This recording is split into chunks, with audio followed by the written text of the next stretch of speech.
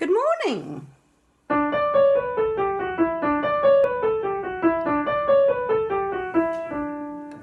It's VE Day, so I thought we would do the Peal of Bells, which we've done before. The thing about the Peal of Bells is to remember to change the vowel at the bottom note so that you go up in the leap on the same vowel. And we'll do 3 vowel colours, R, E and Oo, so it'll go, I'm in D by the way. R, E, Oo.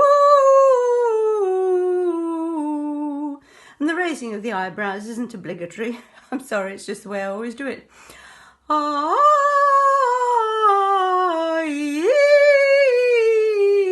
Oo. So I hope you're able to celebrate VE Day. We are so grateful for the peace that we have, even if we're in lockdown. And see you tomorrow. Bye.